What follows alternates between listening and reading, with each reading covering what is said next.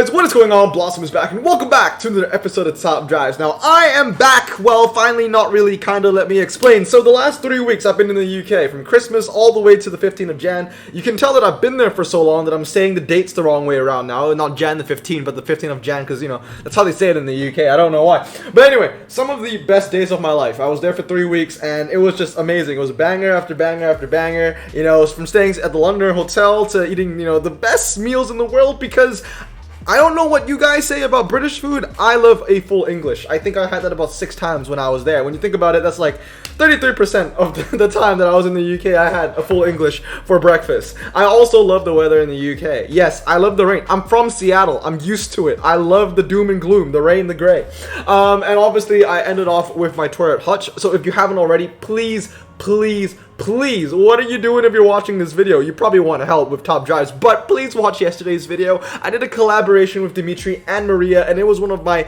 just one of my favorite videos on the channel already, okay? So it was absolutely amazing. But anyway, I'm back. My backdrop is different, as you can see. I've had about 4 different backdrops in the past month, from my apartment to a hotel in the UK, to my friend's house in the UK, and now I'm back in a hotel here in Malaysia because the quarantine requirements when you come back from the UK here is abysmal, because obviously there are a lot of cases in the UK. I don't want to get into all that stuff, but basically there's a lot of, you know, cases over there. The people here are scared. So because I'm flying back from the UK, although I tested negative and I'm basically immune to the virus, because let's be honest, on New Year's Eve and New Year's, I was literally on South Bank in the most crowded place ever, in the middle of it, and I'm fine. But anyway, they're scared, so they put me in a quarantine hotel. I'm gonna be here for like the next week. Yay. But anyway, I got Wi-Fi. I have my setup still. I can record video. So let's get back into it. Long intro. Sorry about that. RQ59 is today's video. I'm going to be telling you all the ins and the outs, my opinions, how to upgrade every car, and where I think all the cars stand within, you know how good they are, right? We'll get to the tier maker in a bit. But anyway, today's art is brought to you by interesting angles. We have the Megane 275 from that helicopter perspective. We got a 370Z Nismo kind of drifting in the, not really drifting, but it's going brrr, okay? All the cars are going brrr, besides the Cayman. The Cayman's just, it's got a cool angle. But anyway, let's get into it. We are going to begin with 969. You know how it goes. Every car in here is RQ59 in the game as it stands right now on, what day is it? It is Monday the 17th, basically JPT era. So all these cars are RQ59. If you see cars here like the BMW 535 and be like, oh, Blossom, this 58, what are you talking about? It's because the pictures on Top Drives clubs is a little outdated. It's 59 now in the game if you do check it.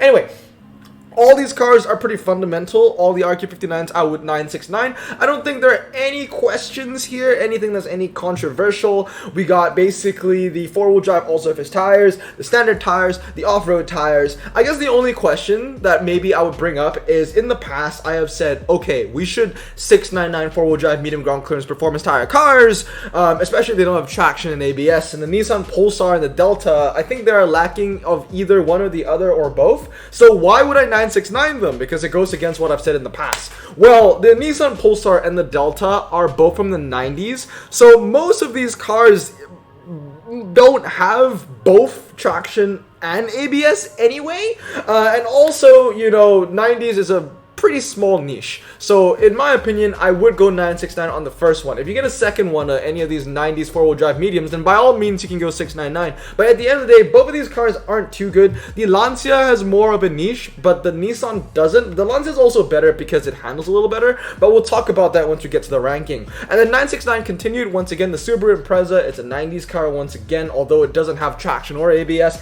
I would still 969 it. I mean, at the end of the day, it's a pretty crappy car. The Range Rover Sport and the Vauxhall Insignia VXR. Now, one thing I want to talk about is that Vauxhall VXR, actually, because I've had people tell me, Blossom, the MRA on the VXR is actually pretty good. Should I 996 it? Because it has a high top speed. I will admit, it has a high top speed.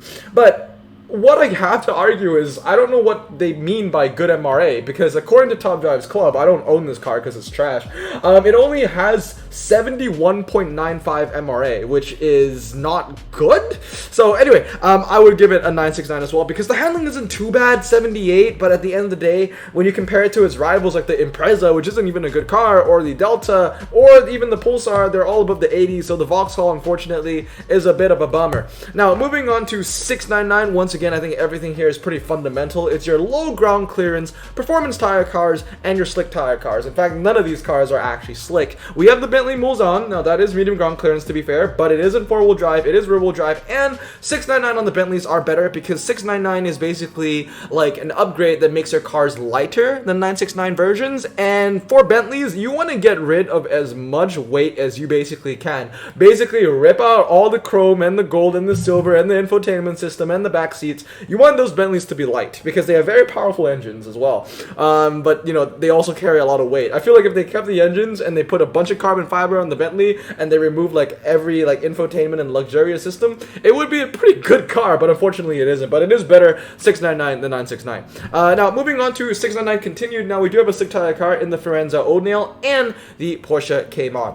So no questions over there. I think everything in the 699 category is pretty self-explanatory and it all makes sense. Now the next one is going to be 996. This is going to go to the Infiniti QX80 and the Aston Martin DB3S. Now the Aston Martin DB3S has amazing MRA. It has 88 MRA, okay? So not the Vauxhall of 71, but the Aston Martin with the same top speed. Both the Vauxhall and the Aston Martin both have 170, but this one, the difference is that it actually has good MRA. 88 MRA, a decent 0 to 60, not Charger 3 or Miura level, but it's fine. It's from the 50s. So although the Charger and Miura are old cars, at least the DB3S is even older. So it has an even older and smaller niche, right? Where it's a very strong car. Also handles pretty well, and it's also a lightweight. The DB3S is actually a very good all-rounder. And the Infiniti QX80 is basically your Japanese Trailblazer SS, right? It has a relatively high top speed for a four-wheel drive all-surface tire car and a low 0 to 60, and it does not handle. Now, I want to introduce a new thing that I'm adding to the RQ series, and that is going to be EO. That's either or. These are cars where I feel like I don't feel 100% confident putting them under one section. Okay, so I'm going to say either or. The first one is going to be the Aston Martin Virage Volante. Now, this is one of the cars I get from, this is one of the cars that I get questions asked from my patrons all the time, like how to upgrade the Aston Martin Virage Volante. The problem with the Virage Volante is that it's a bit of a jack of all trades kind of car. Not a bit, it is, right? Has a high top speed, a very low 0 to 60, and it doesn't handle very well, which makes you think maybe, just maybe, you would 996 it. But then again, the MRA isn't very good, and it still pales in comparison to cars like the CVR at Samora, or the Roof Beat CR, or if you want to go lower in RQ, even the Charger 3 in a quarter-mile setting, or even the Lamborghini Miura. So, or even the Bulldog, right? The Bulldog is like RQ55. So the problem with the Virage Volante is that, you know, it has good stats, but the MRA isn't as good as its competition, but the MRA isn't bad either. It's not like 50, but it's also not like, you know, 85. So where would you put it? Now, usually, I would tell, you know, I would answer my patrons when they ask how to upgrade the Virage Volante. Usually I would say 699, because 79 handling, I get it, isn't very good, but I feel like this is a car that's due for a buff. There's no way the Virage Volante, that is also low ground clearance, has a handling score of 79. There's absolutely no way at all. Like, that should get a handling buff, I think. But I still think that I would 699 in the first one. I would say 996 isn't a bad way to go. I have two Virage Volantes, both tunes, but I have to be honest with you, why I tell my patrons go 699 on the Virage Volante is mainly because I have both, and I use the 699 just a little more, and that isn't saying much. That's only saying because the 996 version that I have is never used, so it's like 5 races to 15, you know what I mean? It's not a big difference, but you know, the 699 I think is just a slightly better option. But if you went 996 on the Virage Volante, I wouldn't blame you for it. It's still, you know, I can see the arguments made for it. Now, the next one is the Mercedes-AMG C55. Now, the C55 obviously is 699 once again because it's a medium ground clearance car. It doesn't handle very well, but the handling isn't like, you know, too atrocious, like 73 or 72. And the MRA on the Mercedes is okay. It's 78.29, which for a medium ground clearance car isn't bad. For a low ground clearance car, then 79.29, 78.29 would be bad. But for a medium ground clearance car, okay, fine, I'll let it slide, okay? It's better than a lot of the competition. But is that worthy enough to 996? I'm not so sure. The 0 to 60 is not that low, but also not that high. The top speed is very average, but the handling, once again, you know, is the main thing about the handling, why I put it in either or, because it's not, like, so good. Like, if it was 80, then I'll be like, I don't care about the MRA. It has 80 handling. I'm gonna go 969, or sorry, 699. But it doesn't. It has 77, but it's not as bad as, like, 75 or 73, where I can confidently say, okay, the handling is so far gone. Let's just focus on, you know, its strength, which is the MRA. Let's go 996. The thing is, there's no strength to really focus on with the C55, and it's the same with the Virage Volante. It's a bit of a headache when you think about it. I don't own the C55, but I will tell you right now, if I did get it, the first upgrade pattern that I would put on the C55 would be 699. Now, next are the Subaru Impreza WRXs, GDD and GDFs. Now, these ones are, you know, the four-wheel drive performance tire, medium ground clearance cars I was talking about. These are not from the 90s, and they have a slightly better MRI than the WRX, and they also have the JPT tag. Personally, I would go 699 on them because I would dry spec them. Now, the best thing about these two Subarus is that they're basically identical. Same top speed, very similar, if not the same weight, same 0 to 60, same handling. So if you want, you can go 699 on the silver, 969 on the red, or, you know, 699 on the red, and 969 on the silver, you know? So, you know, best of both worlds if you get both. And last but not least is the Renault Megane 275. This one, I'm not going to explain it too much. I'm just going to put a picture right here.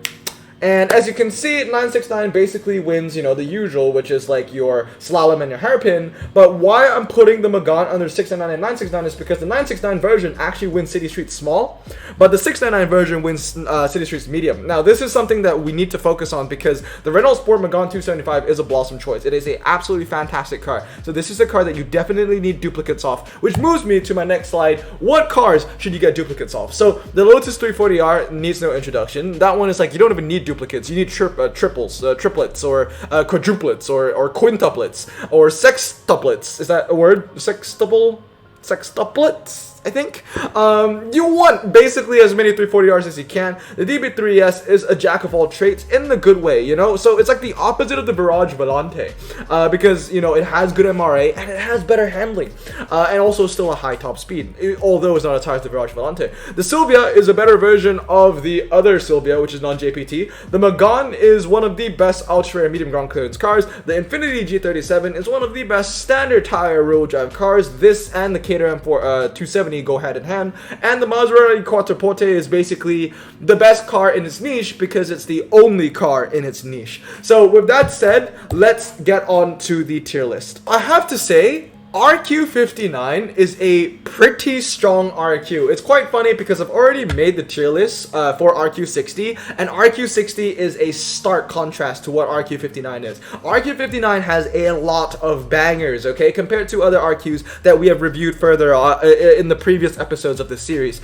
So I'm going to start off once again with Praise Jesus, a completely new rank, because that is how good the Lotus 340R is. That's how much it can provide. You know, it handles so well, a low 0 to 60, and it's so lightweight. This is a car that kills epics. This is a car that can win you Tri-Series legendaries. This is a car that you can use basically anywhere that is twisty and dry, and on asphalt. But yeah, the Lotus 340R needs no introduction. It is, if not one, it is the best ultra rare in the game. It really boils down to this and the Evo 4. And with the introduction of JPT, I would say that the Holy Trinity now is adding in that Legacy BW. So the Legacy BW, the Evo 4, the Lotus 340R, they are the Holy Trinity, I would say. So the 340R definitely a top 3 ultra rare in the entire game. If not, you can make an argument that it is indeed number 1. Now, Priority 1 are all for all players. Now, these are cars that are, immensely amazing. Very, very good. A lot of blossom choices in here. The Renault Sport Megane is the first one. It's a very, very good car. Like I said, one of the best ultra medium ground clearance cars. Handles incredibly well with medium ground clearance as well. The next one is also going to be the Nissan Silvia and the DB3S and the Infiniti G37. All these cars I've already listed under duplicates. The Dodge Avenger is fantastic. It is a prize car, however, so you can only get one of them, but definitely a car that you want to max 969. The Chevrolet Cobalt. Now, this one I feel like is a little controversial. Every time I put an American car, especially if it's Dodge, in a higher... I couldn't hear what you said. Thank you, Siri. Shut up. But every time I put an American car in a high regard, I feel like some people might judge me because they know how much I love American cars, especially Dodge and, you know, the bias. But let me make an argument for the Cobalt and why I put it under priority 1. If you filter by front-wheel drive American cars in the game, that's the best one. Period. That's just the best one. And also, outside of American front-wheel drive, it's actually a pretty decent front-wheel drive car in itself, in a front-wheel drive niche in general, because it handles pretty well. 94 handling if you 233 it, and it has an MRA of 74. So for everyone arguing with me, saying that the Vauxhall has pretty good MRA, this Cobalt actually has 3 more MRA than said Vauxhall. Last but not least is the BMW Z4M Coupe, one of the best handling German ultra rares in the game, also a low 0 to 60, pretty lightweight car. Now, moving on to priority 2, we have the Nissan 370Z, which honestly I would say is on the highest, the tippity top of priority 2, almost bordering priority 1. The next one are going to be both the Subarus because they have the JPT tag. They're both pretty lightweight. They have, I wouldn't say good MRA, but better MRA than the non-JPT WRX. They handle well as well. The Lancia Delta, once again, like I said, it's very high because it is a king in its niche, which is basically just Lancia and not off-road. The Maserati Quattroporte as well, it's not a very good standard tire car. In fact, it's actually a pretty bad standard tire car. The only reason why it's ranked so high is because, like I said, it's the only car in its niche. You search up Italian standard tires, that's the only thing you got. So that's why it's so high. And of course the Vauxhall Forenza. Now the Vauxhall Forenza is, I want to say, a discount version, honestly, of the Aston Martin DB3S. Also amazing MRA, same handling, but a worse 0 to 60 and a worse top speed. So because of that, it's basically just directly under the DB3S, I would say. Now the DB3S is also a convertible and it's also older. So those are 2 more niches it has over the Forenza. Now next up is priority 3. These are the cars that kind of just you know, Nissan Pulsar, very Virage Volante, once again, it's like it's a jack of all trades. The overall stats aren't horrendous, but when do you ever use it? Not really, but it's also not trash, so I can't put it below. The Infinity is a very, very niche car. Basically, like, if you are only limited to Japanese off-roaders in the drag situation, and you can't use, like, a Pikes Peak or something, then, yeah, this would be a good one. It does beat the Honda Pilot on the hill climb. If I remember correctly, with 95% confidence, I can say that because I have tested them. Dodge Powerbox as well handles pretty well. The MRA is okay, actually, for an SUV, and it is due to get off-road tires. However, I'm not sure if Hutch is going to honor that now. The GMC Yukon XL, it's a prize car. I don't know much to say about it, but definitely, it's not bad. It handles well. But the problem with the XL is that although it handles well for an SUV, that's also very heavy. That's the problem. It's very heavy. The Infiniti G35 and the M35, once again, these are all decent cars. The G35 has a low 0 to 60, decent handling, but no MRA. And, decent handling isn't good handling, but it's not bad either for, a standard tire car. And then the M35 has atrocious 0 to 60, but really good MRA. The Grand Cabrio, once again, it's decent, and the WRX. Now, the WRX, this is a car that I've given a lot of crap for, because it used to be, as you can see, RQ64. As an RQ64, definitely hot garbage, but now, it got a huge, decrease in its RQ. It's at 59. That makes more sense, okay? That's fair. That's fair. At 59, it's okay. Still not as good as these two Subarus because it lacks a JPT tag, and it handles a little less, and handling means everything. Next is priority 4. These are cars where I gotta be honest with you, I just never use. Like, I get it, the Boxster and the Cayman, they both have decent MRA, but at the same time, their 0 to 60s are not very good, and their handling is, like, it's okay, but it's just not going to beat, like, the Z4 or the 370. If you can get 86 and 85, obviously you would get them over 84. And like I said, the 0 to 60 isn't that strong either. 5.6, like, I get it has MRA, but the top speed isn't like 170, right? It's close to it, but it's not. 5.6, that sucks, okay? That's almost the same as the standard tire Infinity. Now, next up is the Donkavort D10. It's, it's basically trying to be a Lotus, but it just misses, the fact that, it handles. Like, Lotus's handle, and the Donk just doesn't. 78 handling is a bit atrocious. I'm actually surprised that it has 78 handling. You would think that the Donks, considering that their Epics are so good in handling, that their Ultra Rares would kind of emulate that. but they don't. Once again, the C55, we've talked about that already. And last but not least, we talk about hot garbage. These are cars that are absolutely useless. I mean, the Jags, I would say that the Jags, sorry, Reese and Umbong, are some of the most irrelevant cars in the game. It's like, I'm sure you're watching right now and probably thinking to yourself, yeah, those Jags are in the game, aren't they? I totally forgot that they were, because that's exactly how I felt about it when I made this video. I totally forgot that these two Jags existed. I don't even get them that often from packs. And also I don't open Jag carbon fibers. Bentley is a Bentley. The Tomato is a Tomato. I mean, that thing is ridiculous. It should be low. I don't know why it's medium. And the Dodge Challenger Concept is not a good car. I'm sorry. It's like a jack of all trades, but master of none. It's a worse version of the Virage Volante because it has a lower 0 to 60 and a lower top speed, and it doesn't have MRA either. So it's like, bruh, what is there to do with the Challenger Concept? And then finally the Vauxhall. This thing is just absolutely hot garbage. Kind of sad, you know. My favorite color is red, but it seems like red is a trend for hot garbage in RQ59. You know, aside from the Baby Driver and the Cobalt. But anyway, that is going to be RQ59. Let me know if you agree or disagree with this list. But anyway, I hope you guys have a great day. I'm going to stay safe, wash your hands, and blossom out. Peace.